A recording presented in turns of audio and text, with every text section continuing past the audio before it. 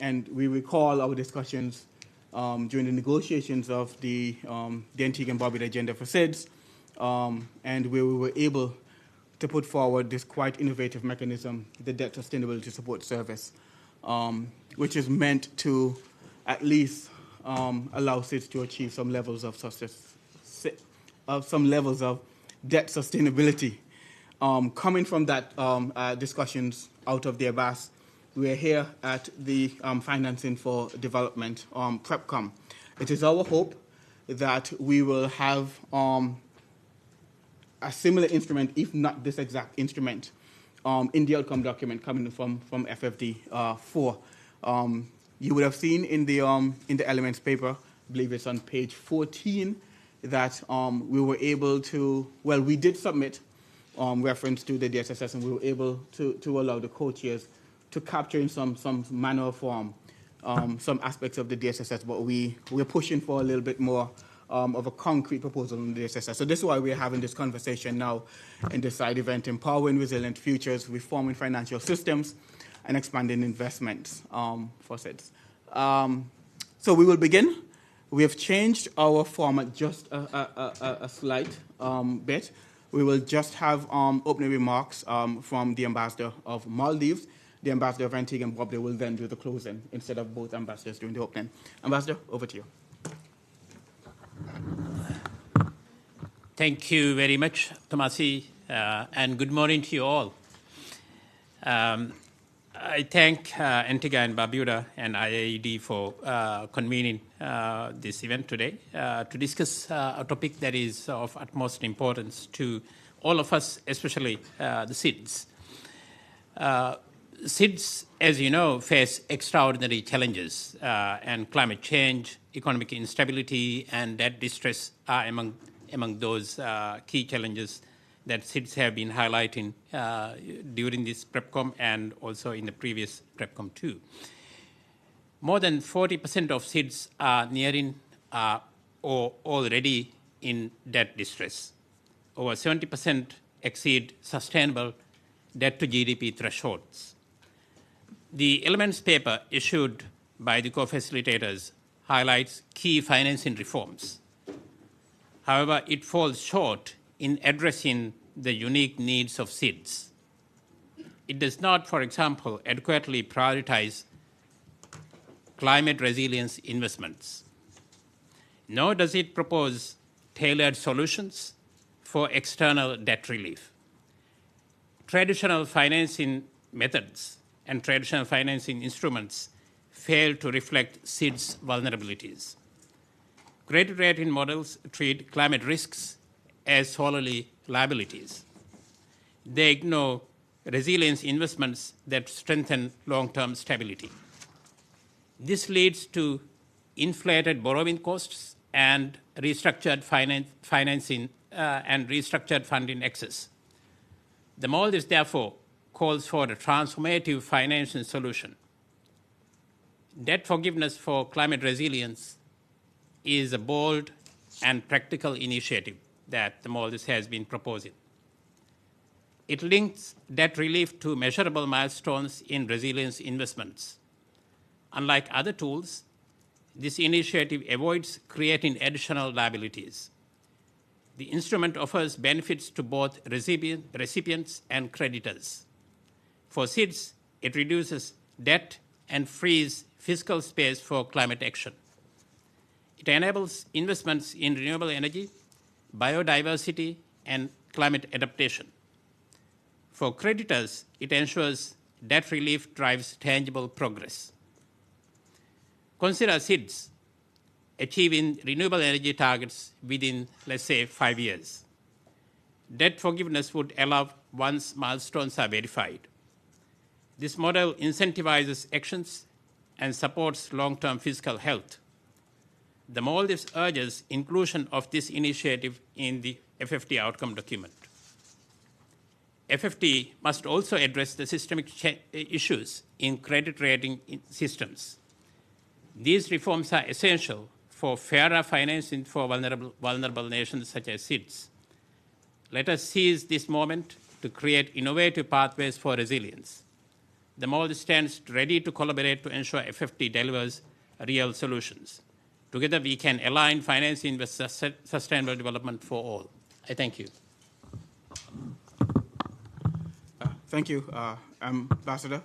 Before we move into the next segment, which we will have an overview on the proposed presentation and approach on the DSS and reforming of the credit rating agencies, I think it's important for us to just go through the key objectives of this event. And they are presenting and expanding the DSSS, as I indicated before.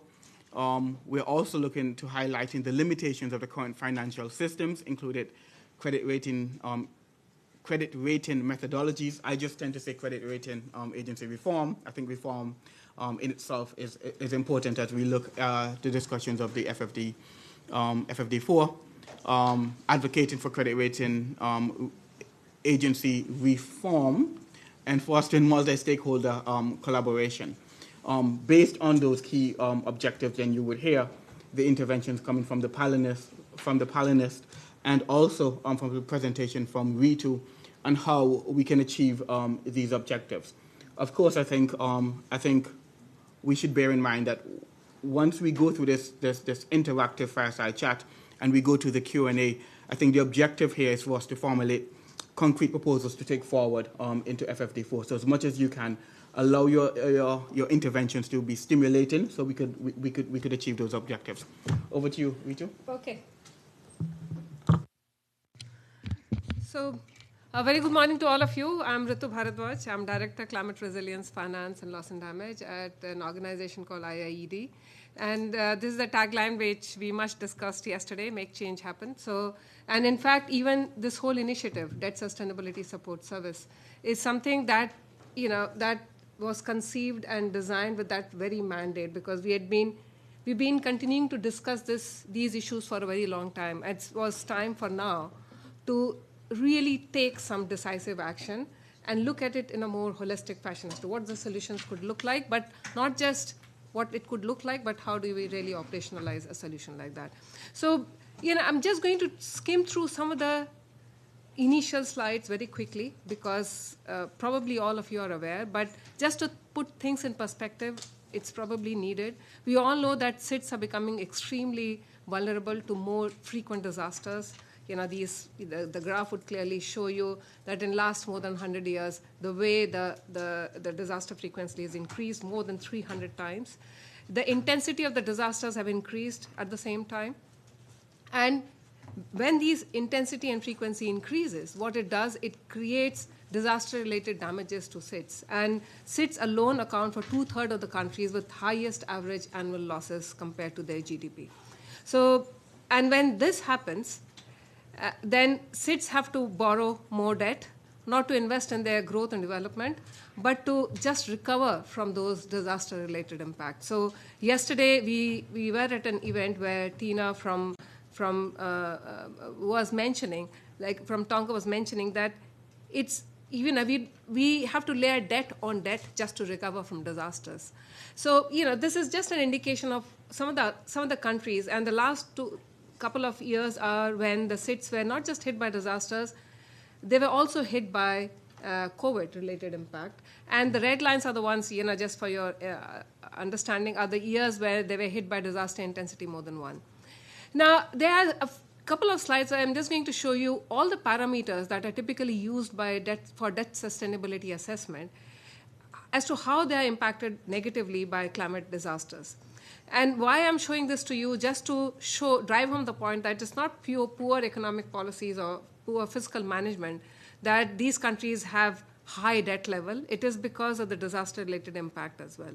So if you just look at the external debt, it increased from 43% to 58% from low disaster intensity to high disaster intensity period for SIDS. Again, if you just look at, Ambassador Ali mentioned that almost 40% of the SIDS are, like 6 countries have debt to GDP ratio more than 100, but 40% are either highly indebted or pushing towards debt distress. And 70% are beyond the debt sustainability threshold. Again, external fiscal balance is something which is considered as a good indicator of countries' financial health. Surplus or deficit, you'll see the deficit increases from minus 2.8 to minus 4.5 in high disaster intensity period. Again, tax revenue volatility is extremely high. It's how we've heard so much discussion in FFD around domestic resource mobilization. How would that happen sustainably if every time your country is hit by disaster, like especially in case of SIDS, 140% of their GDP gets wiped out, which means the entire economy comes to a standstill. So how would they collect revenues? So that's why the tax revenue volatility is extremely high.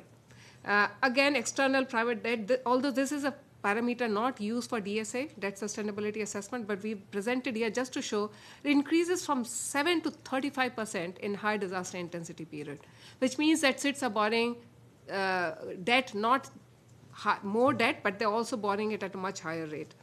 Now, and all of these factors have a very negative impact on the way a country can invest in its own growth and development. The SDG investment goes down, and we have a couple of other assessment as well, which shows that every time they're hit by a disaster, how their investment in social protection goes down. But in the interest of time, we didn't want to show everything here. So that formed the basis of creating this SIDS debt sustainability investment, like we're calling it investment debt sustainability support service. And basically, why this initiative was designed, and just to give you some background, this initiative was co-designed by a strategic advisory group, SAG, which is co-chaired by Prime Minister Antigua Barbuda and President Maldives. But it also has representation from a range of multi-stakeholder, because we knew that this is a multi-dimensional issue. It cannot be solved unless we bring all the stakeholders on the table. And within that SAG, we have people like Simona. We also have World Bank. We have Asian Development Bank. We have private creditors like JP Morgan. So we made sure that different voices come on the table. Only then we can design something like this. And we are happy that through a series of deliberative dialogue. Why deliberative dialogue? Because we didn't go into these discussions with preconceived solution, rather we allowed the solution to emerge through those discussions. And that led to the design of this initiative. This was formally, the design process was formally launched, or design document was launched at ABAS, which is Antigua Barbuda Agenda for SIDS. And it was launched there. And since then, we have also launched the operational phase of this initiative. As you see, there are 4 layers of this solution. So one is to look at coming out with a debt sustainability support, and I'll explain what each of them entail. Second is around future protection through insurance support mechanism. Third is around bringing in resilience investment. And the fourth is around building the legal advice, but also capacity building within the SIDS. Now, let's talk about the first layer. The first layer talks about debt alleviation, or creating sustainable or more fiscal space within the SIDS. And here we are talking not just about throwing, all the discussion that you've heard so far in the recent time is around throwing contingency clause or pause clauses at the faces of many of these countries. Here we have come out with a solution for your issue of debt in the face of disaster. But here we are saying those pause clauses alone will not suffice. We need debt swaps, which Ambassador Ali talked about. We need a range of other measures, debt relief measures. Only then we can really bring the debt levels to a more sustainable level. And we did an assessment of how this could bring down. So it can bring down the existing debt servicing by around 40%, as you can see from the slide. Then these are some of the other support mechanisms that we said should be entailed within this first layer of support. And the second is around future protection, because we know that even by providing one-time relief to the SIDS, they would be precariously exposed to more climatic impact in the future. So every time, again, they'll be hit by disaster, again, their debt levels would go up. So you can't continue that, allow that to happen continuously. So what we are saying is, within that second layer of support, ensure the GDP losses of the country. Because why GDP losses? Because you see, even insurance companies, they would insure, for example, losses from hurricane, but they'll not insure losses from sea level rise. So in order to do away with all of those complications, we are saying any GDP losses beyond 20% should be covered through an insurance mechanism so that SIDS don't have to pay for those losses from their own pocket. And this is just an assessment of what the premium would look like. Here again, just to caveat, we are not looking for the premium to come from SIDS, but this premium to come from climate finance or other development finance, which should not come out from the pockets of SIDS. Look at that, like 100% GDP coverage, the maximum premium it will go up to is 426 million. That's completely, if you compare that with the kind of loss one country faces from one hurricane, this is nothing. Again, and this is an assessment which has been done by us, but we have also checked with other big companies. For example, Howden Group recently did an assessment of a similar nature, and their assessment of premium cost came somewhat similar to this. Again, this is the kind of components we are considering within the future protection measure. The third is around resilience investment, and this here I'm just going to spend like 2-3 more minutes, a couple of more minutes here, is just look at the red line. So these are how the credit rating of the countries have been over the last 22 years. The red line is that of SIDS, and they started somewhat closer to the developing countries, which was around 10. And that's the maximum fall that you see in the credit rating is that of SIDS compared to any other country. Of course, the credit rating of LDCs have also fallen, but the most is in the case of SIDS. And if we compare that with those of disaster intensity, the vertical lines, the blue lines, are those of disaster year with disaster intensity more than year one. And you'll see that every time. So this was just a overlaying of data, but then we did a further analysis of how the sovereign credit rating of some of the countries would have looked like had they not been hit by disaster.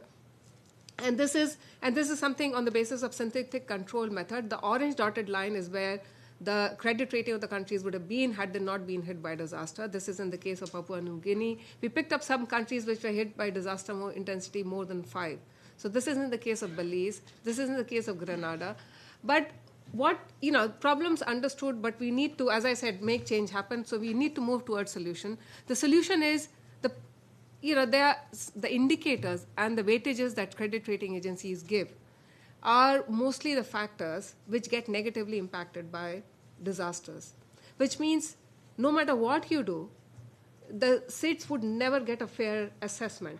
And that is why we are saying that we need to come up completely different mechanism for credit rating, which not just looks at the risks to investment, but it also looks at opportunities for investment. Because for a private sector investor, totally understood that they would want to know the risks to their investment. But we were at this JP Morgan roundtable discussion, where there were investors that said, we are willing to take risk provided we get better return on investment. And that's what prompted us to look at what can we do to bring that assessment more fair.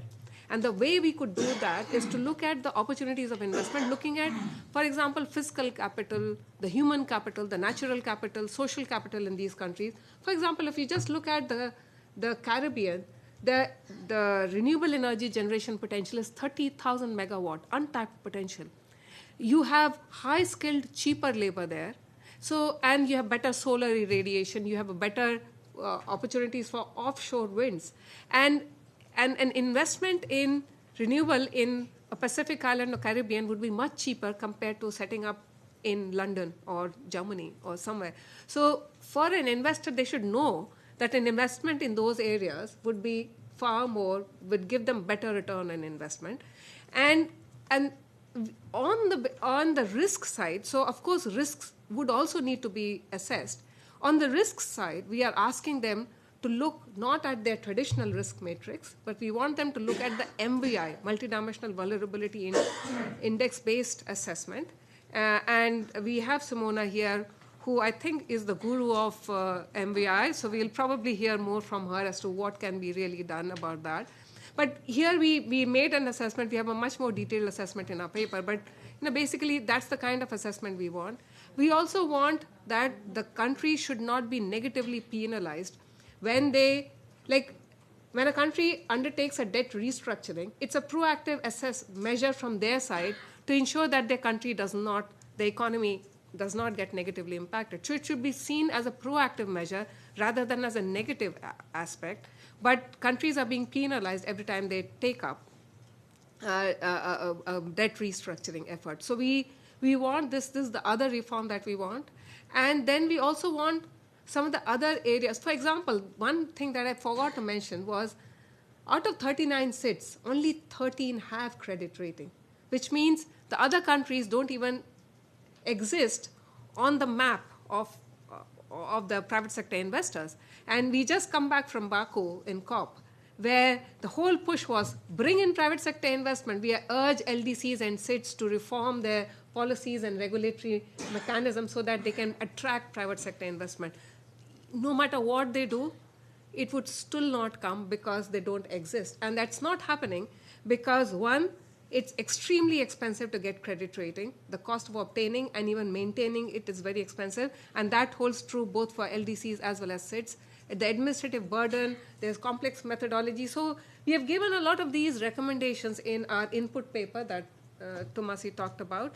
So you can, if you have an interest, do look into it. And we would want all of your support in pushing this through the FFD mechanism. The fourth lays around providing expert advisory and legal support. And this is needed because right now, most of the debt that many LDCs and SIDS have is from the private sector creditors, which impose very strong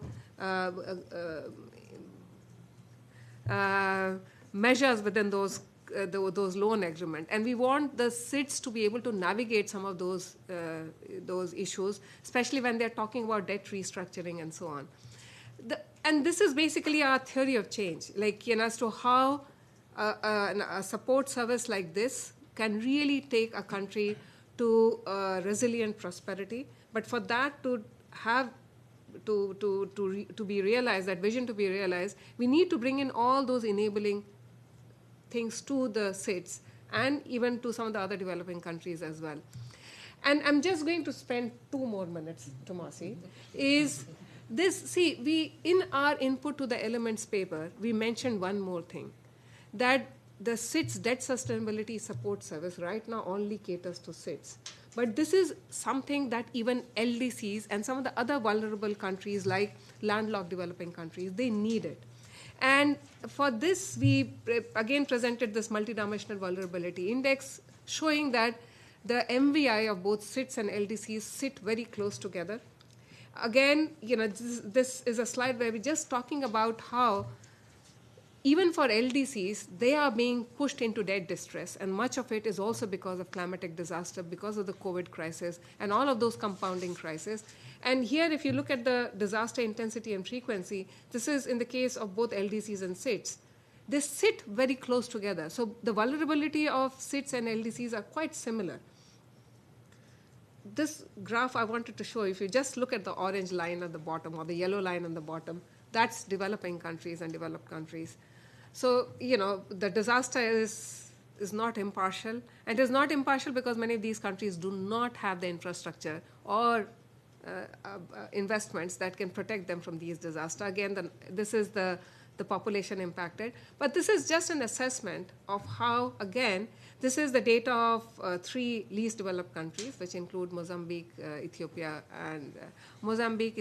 and Nepal, where every time they are hit by a disaster, the circles their debt levels goes up. And we did a similar assessment as in the case of SIDS as to how these countries can be taken to a sustainable level of debt and better investment. And you can just see applying those 4 layers of solution really helps in the case of SIDS, LDCs as well. So with that, I'm going to stop. And this is the design document where we can find more details about this initiative. So back to you, Tomasi. Thank you, Ritu, for a very comprehensive presentation, as usual. I think maybe, at least from my end, I think there are 3 important takeaways from this presentation before we move into the fireside interactive session. One is that it would not cost a lot to cover SIDS in insurance. And I make the case all the time when I look at the response not only to the COVID-19 pandemic from developed countries, but also the response to the war in Ukraine. Also, that, I mean, there's availability of money when needed.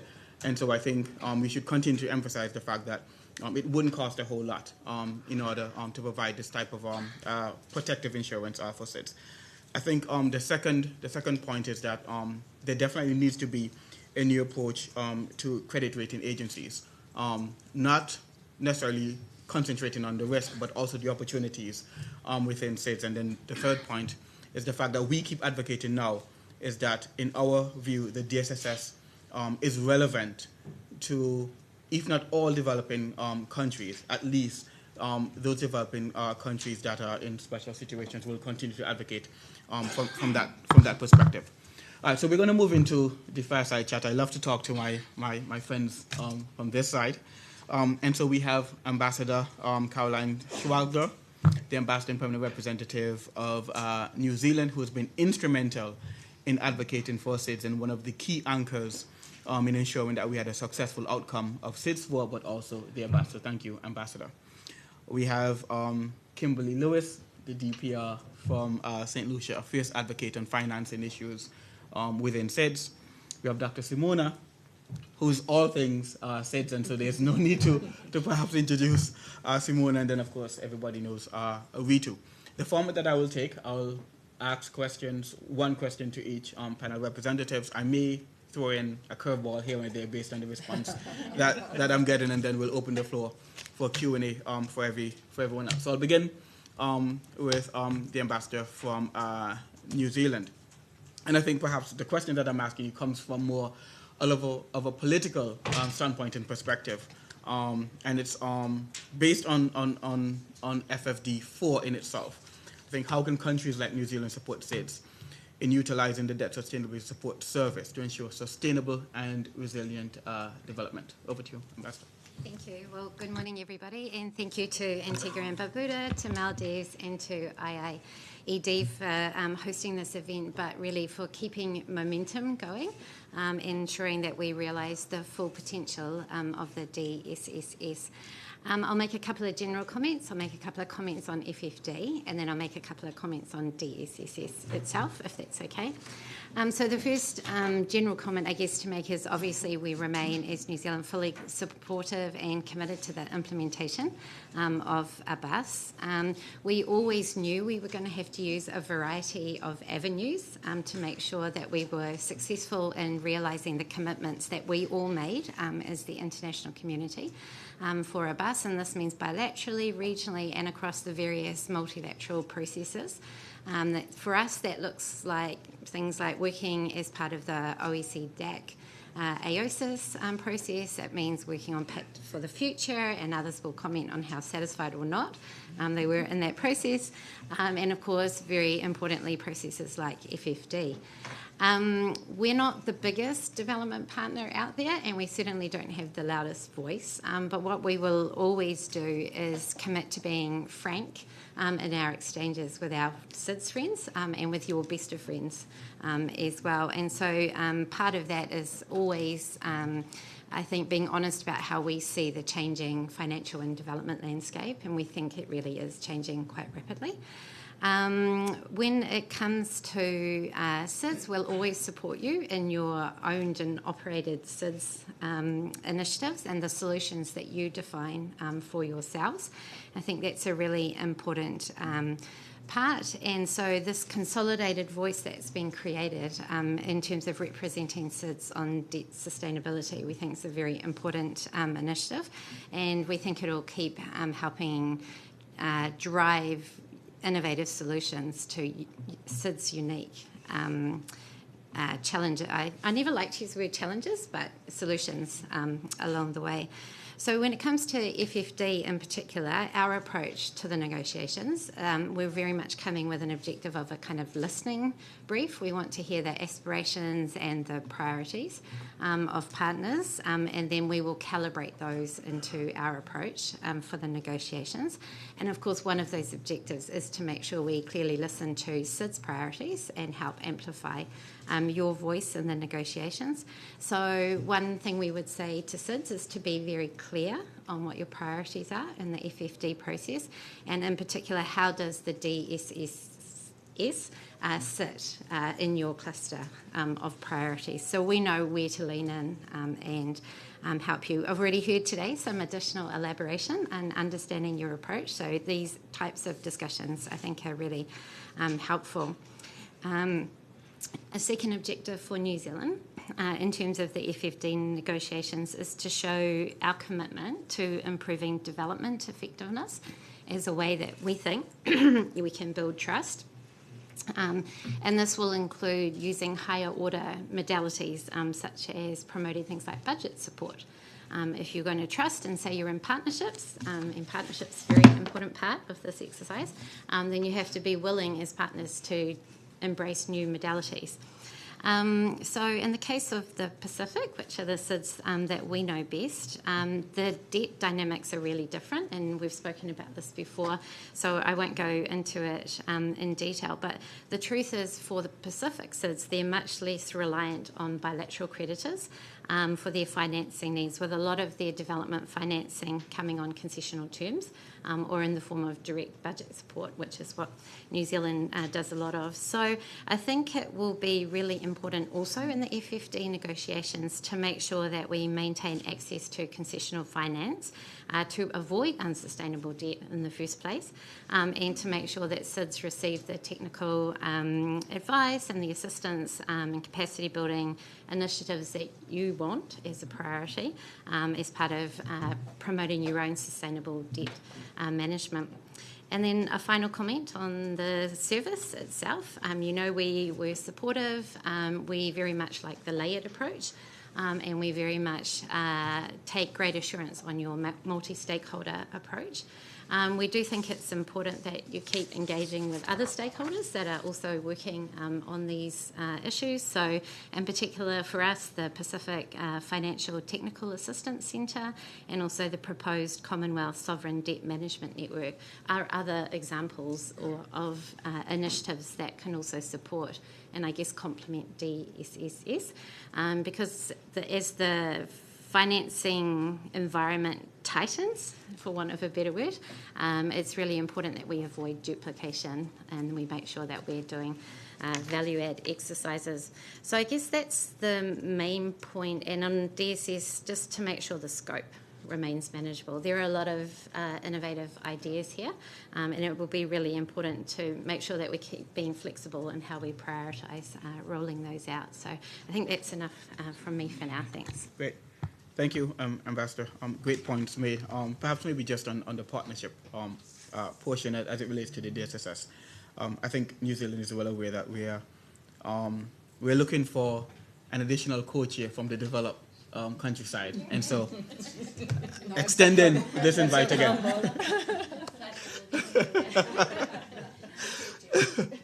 So great points, Ambassador, and I do like the approach that you're taking in listening clearly to the perspective of SIDS, and then adding your voice to that perspective, and this leads me to pivot to Kimberly from St. Lucia.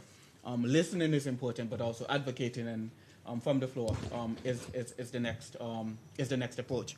And so how can the FFD4 process help disentangle the debt cycle currently affecting SIDS and LDCs, and how can we raise our voices to this effect? Sure. Thank you, Tomasi. I think in a 5-word response included DSSS, yeah? But then you didn't invite me here to say 5 words. So I'm here representing St. Lucia, small island developing state, as well as the REAP, the Risk Informed Early Action Partnership, on which I am a board member. The REAP is a broad partnership of governments, international actors, private sector, civil society across humanitarian, climate, development, and hydrometeorological fields who are all interested in promoting and scaling up a more proactive and risk-informed approach to DRR. As Ritu outlined earlier, SIDS, sadly, I think nobody knows disasters better than SIDS, than small island developing state, which is sad. Sometimes I tell the story of when I was a child and we had that rare warning of an impending storm. I would be thrilled because, school will close, we'll get to go in the backyard, bathe in the rain, play, have little adventures, and have a lovely tropical day off. But things have changed significantly. Times have changed, things have changed because storm warnings are no longer rare and they are more significantly more intense, and their impacts are very, very devastating. These warnings don't also right now don't only get reactions from our DRR machinery, but also the Ministry of Finance. My director is here, so I have to say I know he watches storms more than the Met Office because of the implications. I don't need to elaborate the nature of the overwhelming impact of disasters on SIDS. Tragedies are always fresh in our minds. The destructive impacts of Hurricane Beryl on the islands in the south of the Caribbean this summer, still fresh in our minds. Hurricane Maria wiping out 200% of Dominica's GDP in a couple of hours in 2017 is another glaring example. SIDS are locked, like Ritu said, in this cycle, this annual cycle of devastation, reconstruction, and recovery, which produce these high debt burdens. And when you couple that with the unfavorable credit ratings, it's easy to see how governments and their tax-paying populations become trapped in this negative cycle. Yet investments remain risk-blind. We are not yet using climate risk analysis the availability of climate risk analysis to form investment decisions systematically. What is more is only 1% of crisis finance is arranged in advance of disasters, despite the fact that we have much better analysis as to where the needs are greatest, and we still wait until the disaster hits before we begin to arrange crisis finance, much of which is done in the form of loans. So climate-related hazards and their impacts are increasingly predictable. We can get ahead of disasters using finance to protect development gains and avert and minimize disaster impacts and reducing humanitarian needs. So FFD4 can work to disentangle debt disaster, the cycle, by addressing the shift that's needed for early action and predictable finance that supports comprehensive risk management. Thank you. Thank you, Kimberly. Maybe I could just point out that we do have an all-female panel, which is really, really good. Yeah. So I think we should recognize that. I think this leads into the conversation that I really want to have with you also, Simona, this debt disaster, debt cycle. And Kimberly, points out that this is based on vulnerabilities, but also the lack of a proactive type of response that would allow us to better prepare financing for these disasters. And this leads into the MVI discussion. Before I get to the main question, I know you're ready. I just want to point out in the elements paper on the FFD, they link the MVI only to graduation, kind of delinking it from that of vulnerabilities. And I think we probably need to pay attention to that a little bit more to ensure that the MVI constantly maintains its comprehensive multidimensional nature rather than just this one-dimensional link to the issue of graduation. So, Simona, how can the MVI be integrated in the broader FFD framework to improve the accuracy of vulnerability assessments for SIDS? And what role can this play in advocating for concessional financing and debt relief? Thank you very much, Tomasi. Excellencies, colleagues, distinguished participants. Not a guru on this topic. I just want to clarify that I'm joined here by colleagues from UNDASA who formally work on the MVI, but equally thankful for the opportunity to talk today in this meeting. And thank you, Director Bharadwaj, for always including on the topics related to SIDS, the MVI.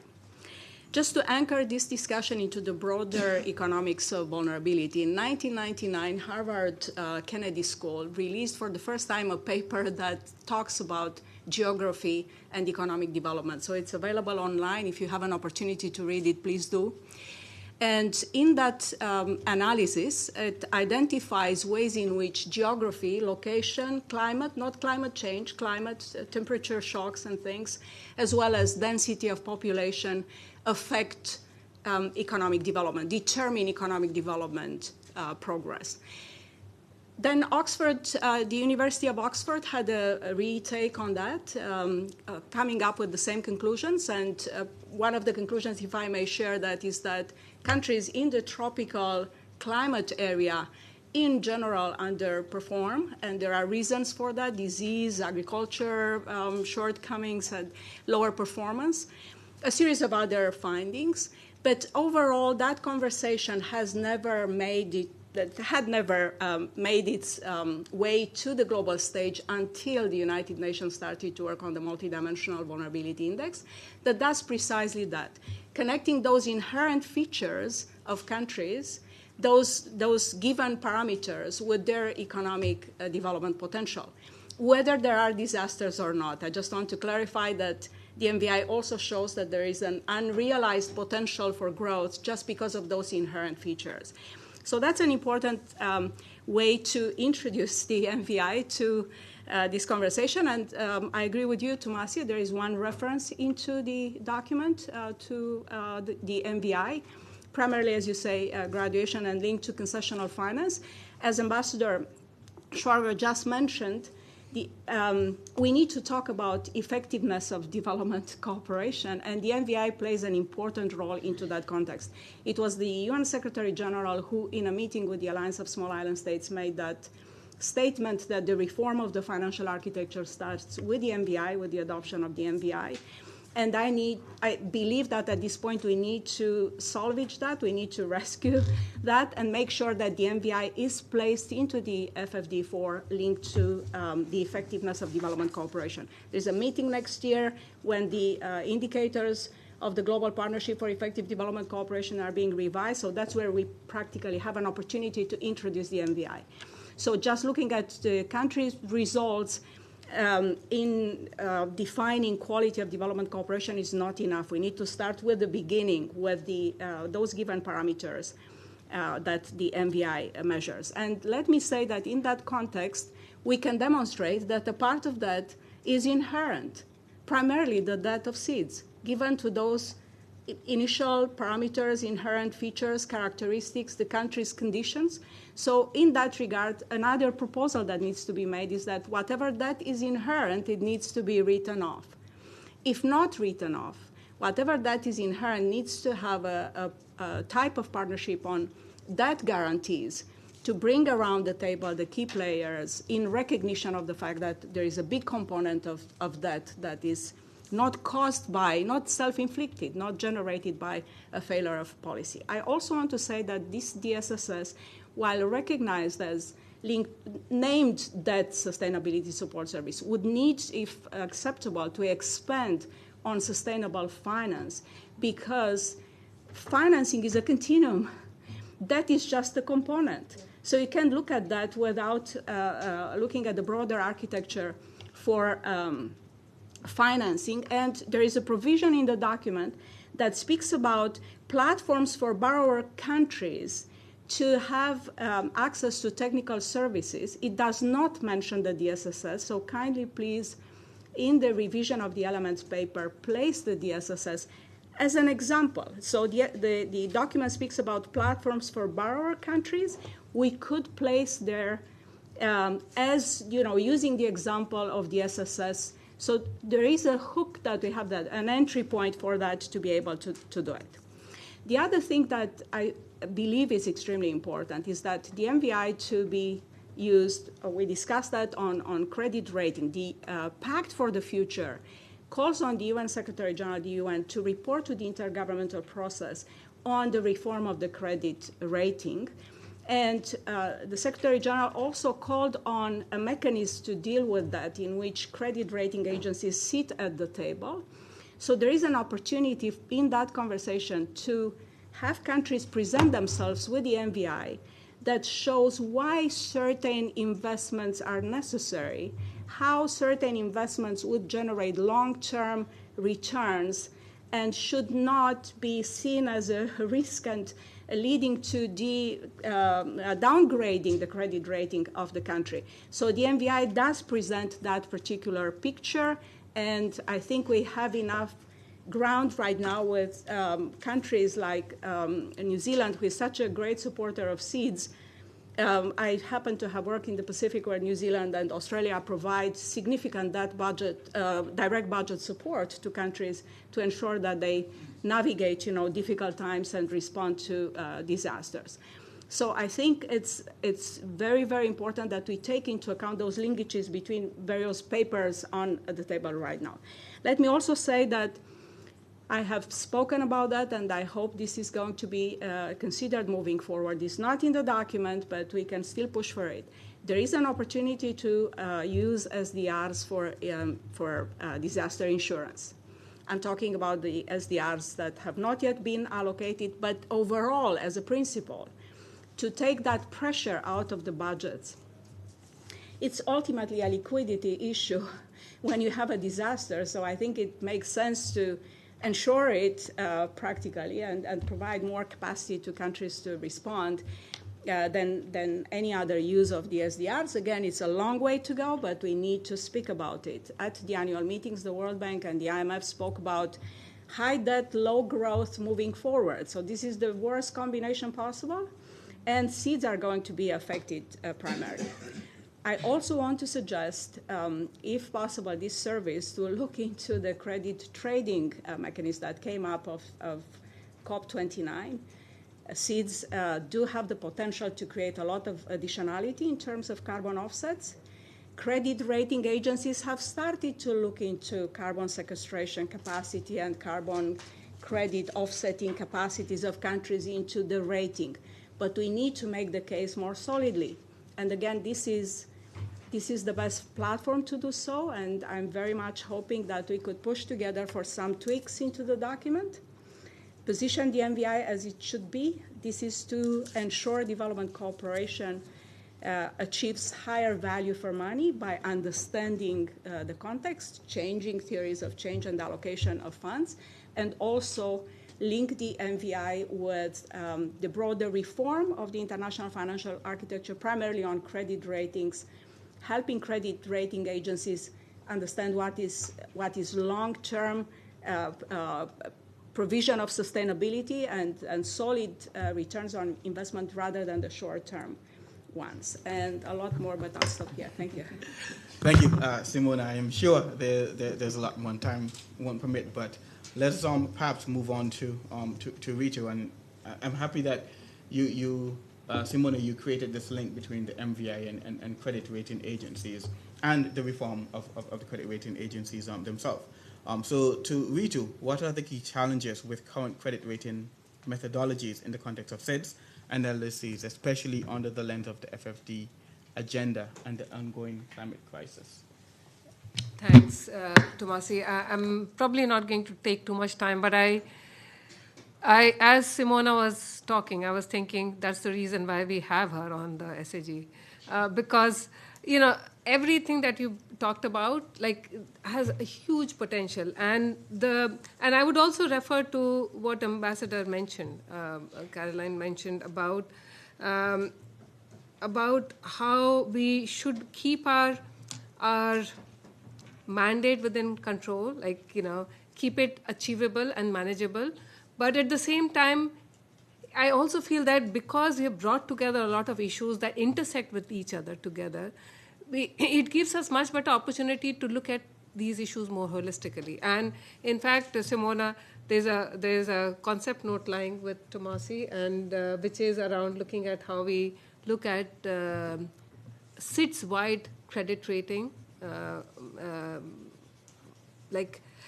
See, the problem, especially with that, because in some of my previous life work is is to also look at credit rating. And you see, the moment you talk about credit rating, there are a lot of unscrupulous elements who always come around. And the way the problem with SIDS is, one, they're smaller quantity, but if we aggregate them together, but also use some of the AI, artificial intelligence-based tools, something that we are doing with India right now, where AI is used to capture all the monitoring data directly, straight.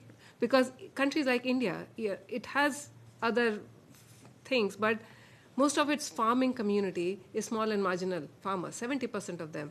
So they would never get the benefit of it. So if you compare the same thing with small island states, a lot of the benefit would be taken away by the MRV agency, Monitoring Verification Agency, which are really expensive. So the way to cut them out is to bring in AI, where we are using geotagged, geolocated data through monitoring satellite, and we are cross-referencing it before, after, so a time series swipe. And we are asking community to themselves assess. So there are new techniques which are using in India, where on a mobile, where you put the charger, you attach a device, you put 5 grams soil on it, it gives you soil organic carbon sequestration. And all you have to do is upload that data. Now, of course, there's always ways in which that can be bypassed. Because it's geotagged, geolocated, you know that data is coming exactly from that location. But to some bigger investors, we are also giving a video conferencing facility, so they know exactly that the person who's doing it is speaking from that location. So sorry, that's a long-winded thing, but the point is we need to bring some of the technology into SIDS so we can do that assessment. Some of that resilience investment that is needed comes there. And highlighting the issue with credit rating, coming to Tomasi's point, the issue of credit rating is quite linked with the debt issue as well. Why? Because most of the indicators that's being used for assessing DSA are quite similar to those being used by the credit rating agency. So the analysis feels quite similar. But the point is, the moment, see, in a lot of discussions with credit rating agencies as well, a lot of people normally mention, oh, they should include climate risk into the assessment, which means, oh, you're going to negate even more. So the climate risk integration into the methodology should not be done in a way that, again, further penalizes SIDS, but rather, that's why MVI, as you mentioned, is really important to bring in. So if there are those elements, how they can be integrated into the assessment, so it does not negatively penalizes. There's one more issue, and I'll just stop after that, is about subjectivity. And Shari was there in our previous discussion, and she explained that issue much better. But what happens is, beyond the objective assessment, there was a huge weightage given to the subjectivity as well, and they never explain how that subjectivity was. So countries, and I've seen how countries contest, like, all our indicators are right, why were we downgraded? And they say, no, we did our own internal assessment, and that's why we have downgraded it. So that subjectivity has to go, because people sit in their closed rooms, and sometimes it is, we never know what's guiding those, and there has to be more objectivity brought into that discussion or assessment. Thank you. Ritu, I think this goes to the point that we keep advocating for transparency, yep, right? exactly. And so I think this is how we achieve this end goal with the credit rating agencies. Perhaps we want to throw a question to Ambassador, and it's based on one of the points that Simona had made regarding ensuring that the DSSS is perhaps maybe not rebranded, but more linked to the issue of sustainable financing, right? And you've indicated the type of support that that New Zealand provides to the Pacific SIDS in particular. And so when we look at the issue of green bonds and blended finance models and so forth, how do we scale this? How do we ensure that SIDS are able to benefit from these? Are there any insights that perhaps you could provide? I'll make a couple of points really quickly. I think the first thing to answer your question is we all know that public finance alone for any of us, SIDS or others, will never be enough to meet our financing needs. And so if we're going to have truly climate-resistant development, then we're going to need to mobilise public finance and policy decision-making to support the raising and mobilising of private financing for green finance flows and, of course, to enable a range of innovative solutions. And we do think DSSS is one of those for sure. I just want to say one point in response to the point that Ritu made. I wasn't in any way suggesting that SIDS should modulate their ambition. What I was suggesting was, you know that matrix we always look at, and on the x-axis it has low return, high return, and then on the y-axis it has low effort, high effort. So the things that have the highest return with the lowest effort, this is the box that we should be working on, right? So that was what I was trying to say. So therefore sequencing, I think, is the key to this amplification question that Tomasi raises. But I think we have to look at a range of innovative ways to mobilise resources. But beyond that, we also have to look at our own economies. How do our tax systems work? What is our business enabling environment? And how do we strengthen domestic financial sectors in SIDS as well? So I think that would be another part of my response to your question. And yes, green bonds, blue bonds, these are part of the basket, I think, of options. I've spoken on the Pacific's experience with these before. Fiji had some success raising finance through green bonds in, I think, 2017, and then in 23 they tried with a blue bond. But it can only be one of the solutions. And then my final comments are to say, yes, I agree with Simona on MVI. Part of the amplification is to make sure that it becomes embedded broadly across our system and not limited only to decisions around graduation, as others have mentioned. We will perfect the MVI, I think, as we go, and we are committed to helping with that. And then just two final comments very briefly. Debt relief and debt swaps came up briefly in Ambassador's comments this morning.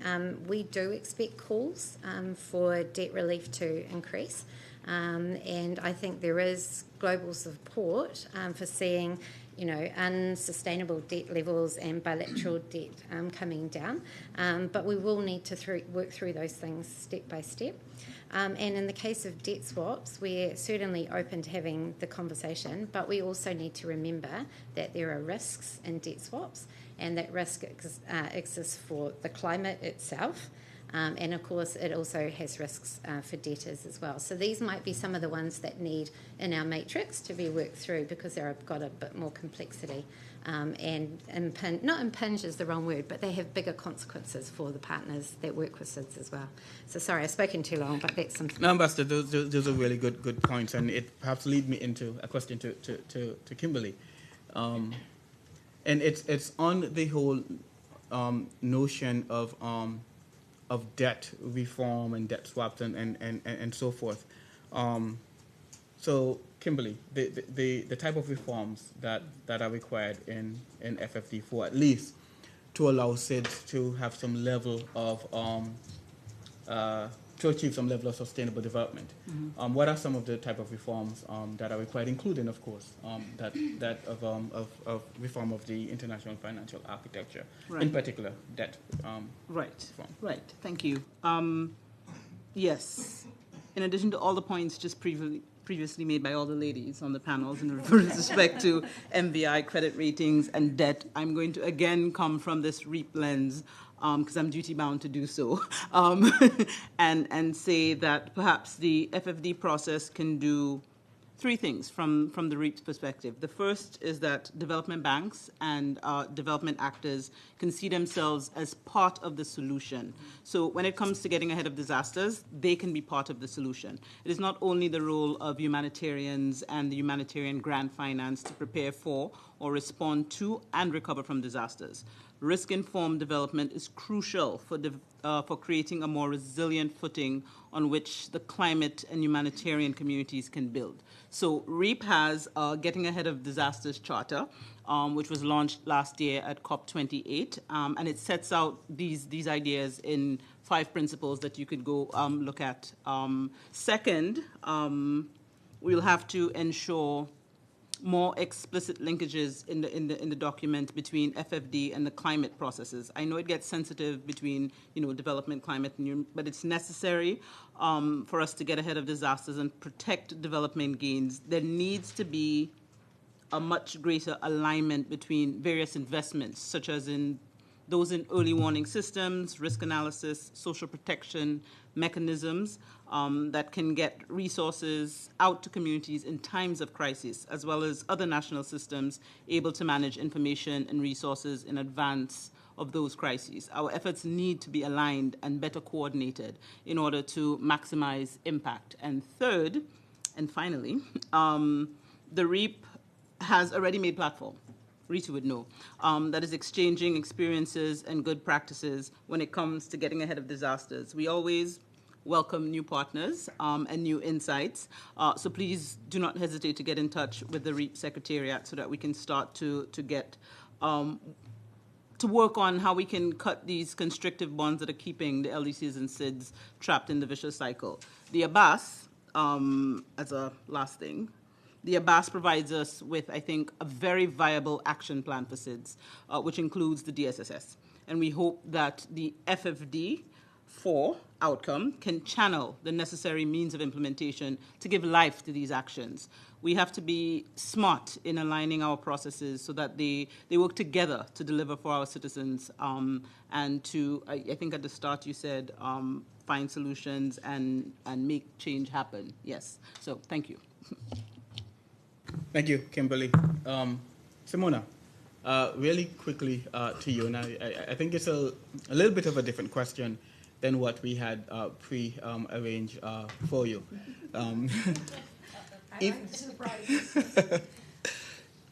If we're supposed to have 3 big wins for SIDS coming out of FFD, what would be those 3 big wins, including DSSS? So now you're left with 2. but what would be those wins? Thank you so much. I just wanted, before I get into the answer, to say that Ritu made a very good point. In general, the perception of risk is much more damaging than the risk itself. And unfortunately, credit rating agencies operate on that. And you could see how financial markets are moving very quickly from left to right just because of some perceptions that certain events are going to affect financing. I believe that, of course, the SSS to be mentioned and then ultimately to expand to sustainable financing is important. I also think that the MVI needs to be repositioned in the document. And let me tell you why. I had the opportunity to attend a week ago, 2 weeks ago, a meeting of the international financial institutions in Rome. It was a meeting dedicated to performance-based allocations, performance-based systems, and guess what? I couldn't find anything in the document on financing for development for that. So performance-based allocations are a new approach. It's not that new, so financial institutions have embarked on, some of the UN as well, in which primarily, when making allocations, they look at 2 components. One is the country's needs, and the other one is the portfolio performance in the past, including the country's performance overall. So in that conversation, I learned that, for instance, IDB, ADB, the Asian Development Bank, IFAD as well, there were all of them in the room, the World Bank, are looking into factoring in multidimensional vulnerability on the country's needs pillar. So when they make the allocations, they look into multidimensional vulnerabilities. Most likely, if we push, we could have the MVI considered for that because they do not have a unified approach to that. And then allocations are going to consider the MVI in moving forward. I also think, and sorry for a bracket here, if the UN owns the MVI, considering that most of our financing is external, comes from, including from the IFIs, ultimately they will adopt it because it comes into our programs and projects that they fund. So it's a way into that. So repositioning MVI is extremely important.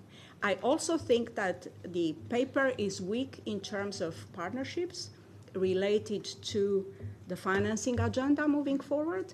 I looked, for instance, one instrument that is so important for SIDS, which is the first loss capital investment, in which you have a makeup of partners in which one of them takes the risk of the first loss. Those could be philanthropies, those could be bilaterals, that kind of architecture would allow financing to flow into SIDS because the first loss is the concern. So that's where credit rating agencies are, all over the place. So if you have that kind of partnership moving forward, I mentioned that guarantees require partnerships. So somebody needs to guarantee the debt on behalf of SIDS based on their vulnerability score to allow SIDS to continue to fund their agenda. So yes, place the DSSS, but also make sure that performance-based allocations is in the heart of the document mentioning the MVI. And then, as mentioned, partnerships more broadly, including this kind of, newly adopted and used mechanism in which somebody takes the first risk. And that would help SIDS to move forward. Let me conclude by saying that so we had $307 trillion US debt in 2023, out of which 150 is to private creditors. But if you look into governments, governments have only 97 trillions out of the 300. And the private creditors here are only 30 trillion. So it's 1/3 of the 1/3 of the total. And this is because governments are not credible enough when it comes to credit rating agencies to be able to secure private financing. And also government-to-government lending relies on credit rating as well. So a big agenda that we need to push for, and again, is in the Pact for the Future. Let's push for it. And DSSS can make the first step into bringing credit rating agencies again. I know we did it in Washington, and thank you, Ritu, for that, and IIED. But we can do it again. Thank you. Thank you, Simona. The last question to Ritu, not necessarily what we have here. No, yeah. But so Prime Minister Brown has been very vocal on the need for credit rating agencies reform in itself. What are your thoughts on the UN moving in the direction of having its own credit rating agency that gives them more mandate from a global perspective rather than what we have from the private creditors and so forth? Thanks, Tomasi, for actually asking that question. So one is, I have to really thank Prime Minister Brown for taking that issue up and also bringing it within the DSSS, because that's where we realize that none of the work that we're doing, without having them on the table, we'll not be able to come out with those or realization of the vision that we have for DSSS. Now, I also have to say that we all know about what are the challenges with the credit rating agencies, and it's not getting solved because probably it's the advanced economies, developed countries, they do not want that status quo to change. And that's the reason why African Union, last year I think, they pushed for setting up their own credit rating agency only catering to Africa. Because they thought if there was an Africa-based credit rating entity, it would give a better assessment of the risks and challenges that they faced and a more objective assessment. But then the problem with that kind of an approach is an Africa Union-based credit rating entity, which is managed by themselves, would not appeal to the private sector creditors because they want a neutral assessment. And that is why we really want the UN to set up an entity. Because UN, Simona would correct me, UN already has so many bodies attached to it. It has UNCTAD, it has UNDESA, which constantly comes up with analysis. Of course, we have other research organizations like us, but we are not saying use us. We are saying use UN-based bodies. As I explained that there are those framework of both risks as well as opportunities. But for if an entity like that sits within the UN body, with a mandate also for supporting finance for development, supporting UNFCCC supports the COP negotiations around climate finance. So a body like that, a credit rating entity sitting within UN, will be able to push forward for that agenda, come up with periodic assessment, annual assessment of all the credit rating of all the countries together, all the developed, developing, everyone together. So it puts all the countries on the same yardstick, but looking at more resilience investment opportunities. So something like we can take baby steps here, Tomasi, probably start first with not looking at the entire investment, but only focusing on resilience investment opportunities. Like assess sovereigns or countries, come out with a new type of credit rating, only looking at the potential of resilience investment. So that can be a very good sustainable development and resilience investment sitting within the UN body. And one last line, because Simona's intervention prompted us, and Tomasi, if you'll remember, that we were in fact thinking of coming out with another input paper for the elements paper, which covered 4 issues, which are quite interlinked with all the issues that we had highlighted within the DSSS. One is going to what Simona mentioned, first loss, there are different ways in which it is expressed. First loss, credit enhancement, risk guarantees, these are all ways in which you can support better investments into countries. So that's one area that we really want to focus on within the DSSS. Second is around like valuation of natural resource assets. That SIDS have, and especially for SIDS, it becomes extremely important. It's not just the mangroves and coral reefs. We also want all the minerals and other resources to be valued, and that to be included as countries. Third, where we wanted to really focus, and we already discussed some of that, is the voluntary carbon market. And the fourth was around looking at more, and I'm forgetting the fourth, but anyways. Compliance market as well. And especially because with the new Article 6.4, and if you look at the international carbon market trends, the maximum money, like the maximum credits, is being generated for nature-based solutions credits. And SIDS at that point can really benefit from that. So I'll stop. Thank you, Ritu. I think maybe one of the reasons why I actually wanted to bring the issue of credit rating agencies, I think they're instrumental to the access to finance for SIDS, but also how SIDS continue to develop. I think the stats are clear. There are only 13 SIDS that 13 out of 39, yeah. That have credit, 13 that have credit rating agencies. If we look at the COVID-19 pandemic and some of the proposals coming out from the World Bank and the IMF, you would find that a lot of developing countries did not access these because of fear of credit rating downgrades and so forth. So I think we really need to address the issue of credit rating agencies in concert in FFD 4. The floor is open for questions. I know we lost some of our audience who perhaps had to go to other side events also. But if anyone have a burning question, I see a gentleman here in the back from St. Lucia. Yeah. Please come on the front. Yeah. Because this is also recorded, this event is recorded, and we would really want all of this to be. And Actually, I have a few points. If I have to go for them all, we'll not leave it today. All right. Give us your 3. The credit ratings, I probably would want to start this. If you look at the debt portfolio of most of the SIDS, especially in the sub-region, pretty much all the debt are domestic, regional, and bilateral debt.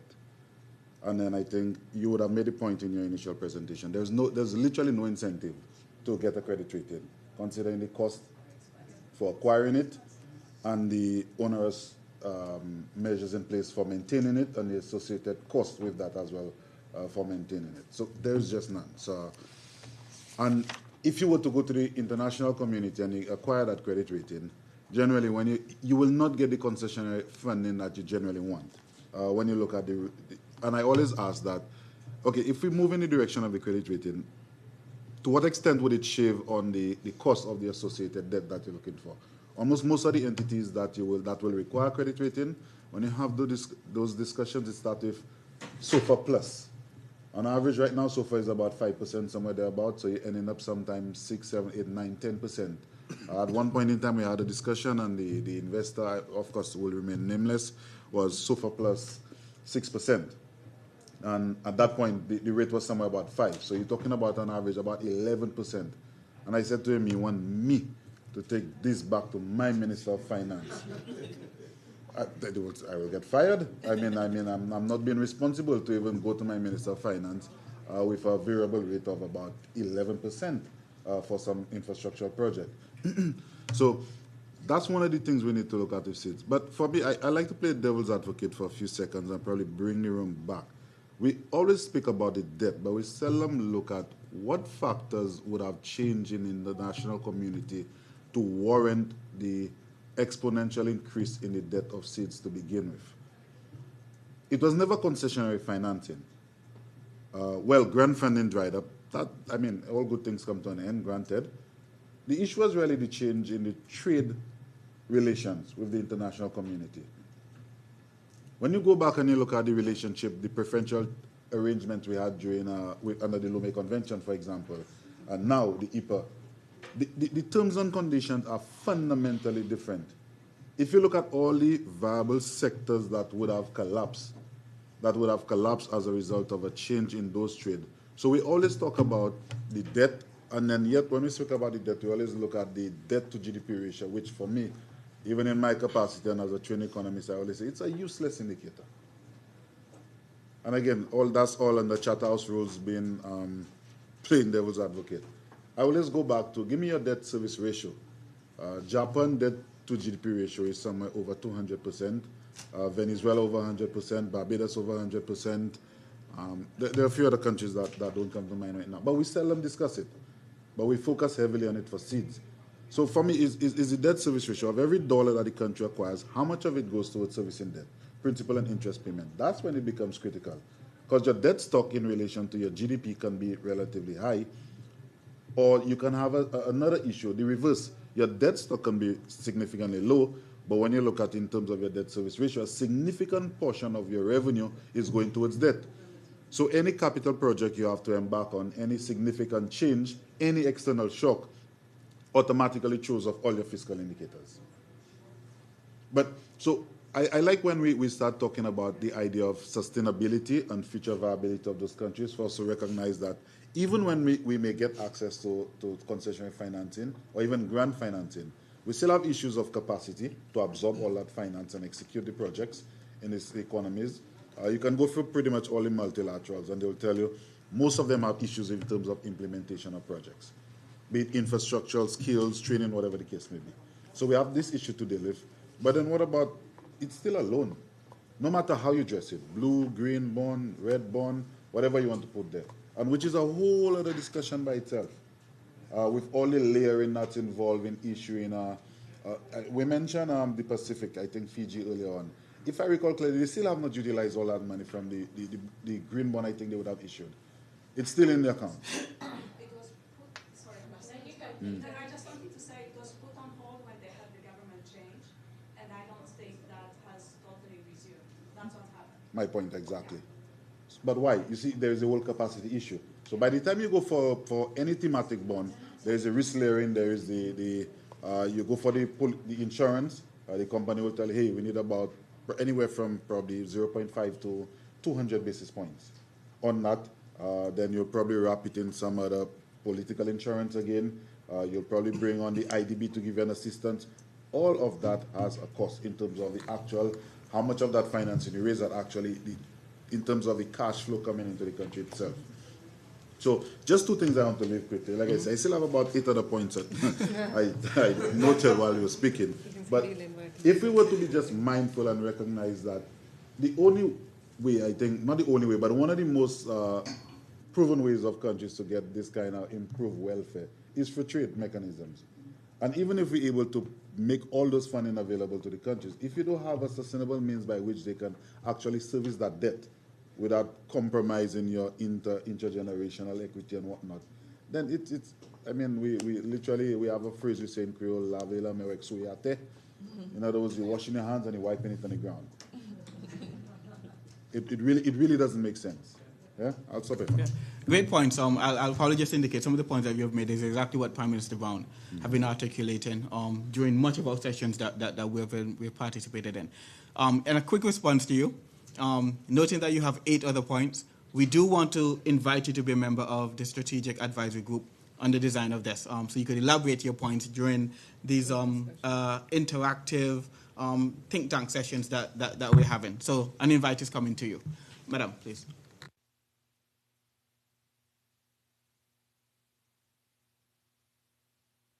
I also work in the ambassadors too.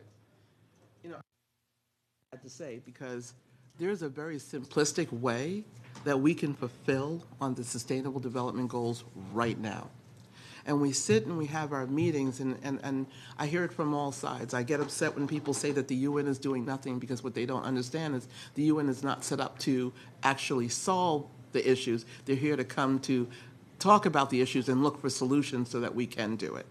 Okay? So that's the first thing I want to say. The second thing is, if we look from allowing a country and its own ecosystem to solve its own issues, you will find that in every country, through every single stakeholder, and I'm talking about from the youth to the MDBs and within the country, to companies, private sector, even private sector companies that come in, or construction companies, or whatever that country needs, because every country has a different set of challenges that they're going through. If they work together within their country, especially in SIDS, because I focus on SIDS, when we look at Fiji and other countries who have 14 provinces of islands connected to each other, and they, I think, have the answers to what's going on, but we often don't engage the stakeholders all at one time. Have you ever sat all stakeholders in one room, the UN resident coordinator with the private sector, with the woman fishermen, with the male fishermen, with the NGO, with the educator, with the scientists, and all of those? You will get your answers and you can start your actions there. But we don't do that. If we did that, we wouldn't know what the problems are on the ground. We can use space technology and geospatial to identify the resource areas where we can actually go in and see what's available to us in those resource areas, and also see where those bridges and other things need to be built. Once we do that, we can get the right company, if we have to go to an outside private sector company, and we can vet them and then bring them in to that country, that SIDS country, and actually have that SIDS country work together with an infrastructure there. Then you can also have the people within that country be employed. They will feel a connection, a commitment to their country, knowing that it's being worked on, and they can be paid for their services. The construction companies now has a relationship with the government from the UN, and this is kind of how you set it up to start it moving. We have talked a lot and we do the best that we can here, but there are certain places and spaces that we need to address other stakeholders now. This is why 2030 can happen now. That's all I wanted to say. Thank you. My name is Gail Davis. Sorry. Thank you, Gail. I think the point that to wrap up your point is it's all about partnership and better coordination. And I think this is where It's more than that, partnership and coordination, sir. It's about getting the movement and the actions moving. We do a lot of partnerships, and it takes sometimes years. Well, the partnership, I think the point that I'm making is that partnership is not tailored for SIDS, and so this is the point where we need to look at. I mean, the UN in itself operates from a global perspective, but in terms of all of us getting together, it has to be tailored for SIDS, and so this is absolutely the type of partnership. But even within SIDS, there are different challenges. Yeah, if I'm in St. Lucia and Fiji, they have 2 different sets of challenges. Absolutely. Preaching to the choir. Simona? Just very, very briefly to react to the brilliant points that were made. In the report that I worked on, the aspect of trade preferences came up very prominently, and I just wanted to mention that this is a very important point to put in the report, linked to the reform of WTO. What is happening right now is that when countries graduate, they lose 3 things. They lose access to concessional finance, they lose paid tickets to participate in international fora, and they lose trade preferences. So the proposal there, and negotiated with the team working on this Committee on Development Policy, is that based on the MVI, a series of things not to disappear, so vulnerable countries to still have access to trade preferences that are essential to be able to operate and more sustainably and reduce the pressure of that. And just one point, there was an analysis that we shared in which debt servicing is 18 times more than the climate finance in SIDS, which shows how immoral the entire debt system is. So that's practically something that, just to speak to your point. Thank you so much. Great point, Simona. Ambassador Webson, final word to you. You always have the final word, sir. Thank you, Tomasi. There's so much that has come out of it. I think I want to make 2 points. One has to do with the FFD, and I think the linkages that we want to be sure that comes into the FFD, the debt sustainability, DSSS, the MVI, and also the issues of SIDS as it relates to new financing and getting that into the FFD.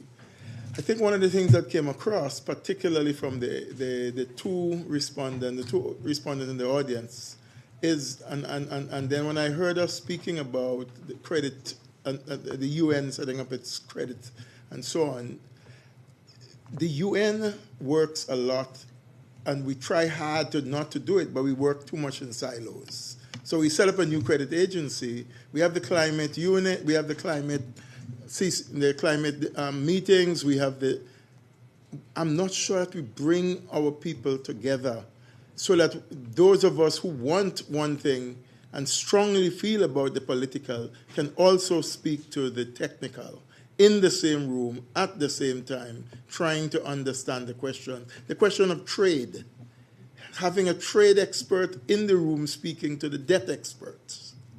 Having the World Bank finance people speaking at the same time to us, the political technocrats, and so on and so on. I think we have to make more effort. And during the FFD discussion in Spain, one of the things we should certainly do is continue to break down silos so we can bring all of these groups together. Or else we are going to be speaking the same thing 20 years from now. Great point, Ambassador. Thank you, everyone. And we will reconvene at our next PrepCom meeting in February. Thanks.